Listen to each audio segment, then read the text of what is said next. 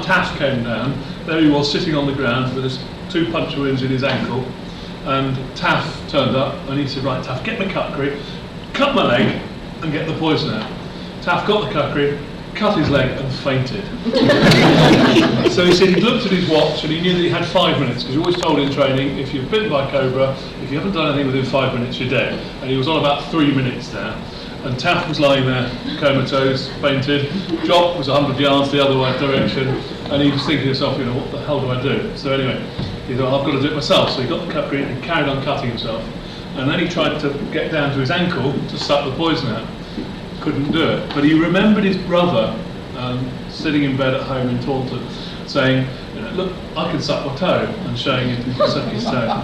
And he said he heard his brother's voice saying, come on Jack, you can do it. You can do it, Jack. And he said he did it, he managed to get that, spat it out. But he recovered. It took them 9 days to get back to the doctor. When I got back to the doctor said, what snake was it? He said, it was this one.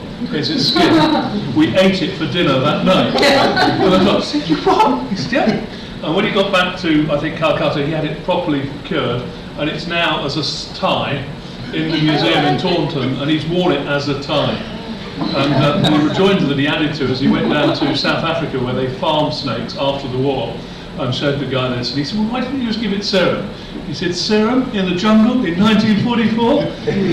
It's just a amazing story. I've got it on a dictaphone, because I went up to his room and got it, so I'll pass that across to the Imperial War Museum. But it was just such an amusing story. It had us all in fits of laughter in the back of this pickup truck. It was a really good story. There's this quarter snake. He said, do you want it? I said, no. So I had a Gurkha cookery. And the shield on it, he lapped the skin, cured it and lapped the skin round the cookery. Yeah. We were sleeping one night outside. But I had it under my pillow. When I got in the morning, someone come and licked the skin off the cookery.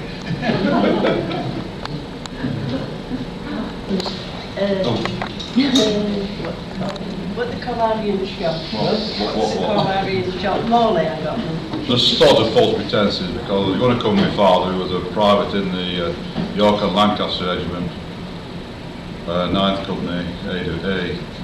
No, what, 9th Division A Company, sometimes. 4 bloody A Company. 9th Battalion, 9th Battalion A Company. He left for India in 1942, 3 days after I was born.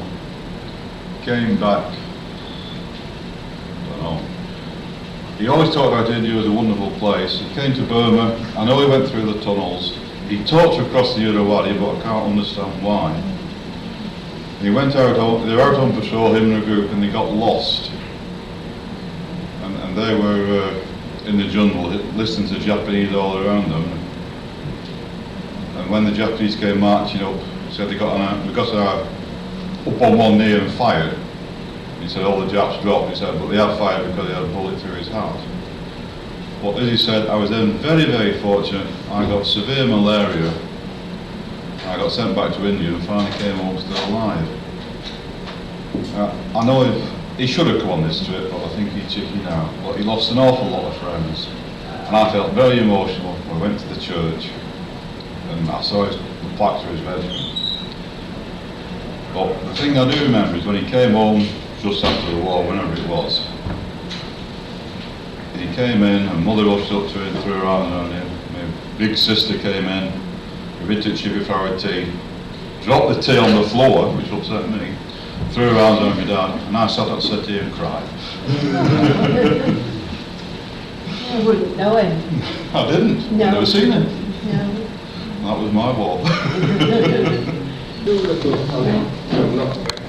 Two little situations which occurred, nothing to do with the war, but during the war here in Burma, more close encounter with nature, shall we say. It so happened I was minding my own business in a dugout, sitting on an ammunition tin, and I suddenly noticed and a hooded cobra paid me a visit in this thing. Well, there wasn't much room down there, So I decided I'd better keep still, otherwise he might object. Didn't do anything, it's curled up and stayed where it was, and I looked at the snake. The snake looked at me. In the distance there was a hue and cry, etc., etc.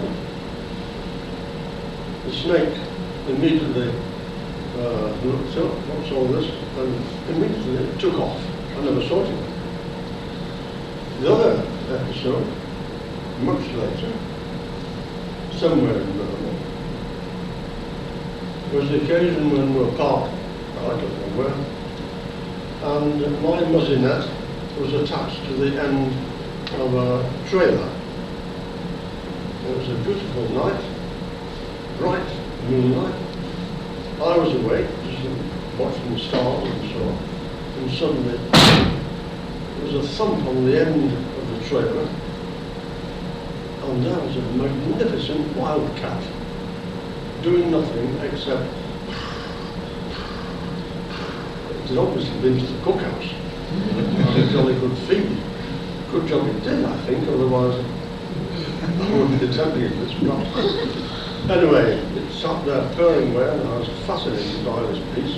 I hadn't time to be scared. And suddenly it was off, gone. End of story. Parachutes, and we couldn't live without them. Tail actions.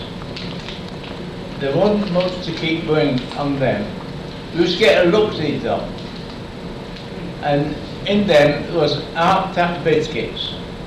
Everybody knows what art-tack biscuits is. It's what you use with them. And it finished up we call biscuit duff. If you get a piece of parachute and a biscuit in it and pound it up with a stone, put it in your mess tin, put some bully beef with it, put some water and boil it up, that was biscuit duff. It could be another day, you used to get a block of hot chocolate, scrape that up, put that in, it was secret duff. The thing I liked about it last The day you could, the biscuit duff was better than the tail actions, the more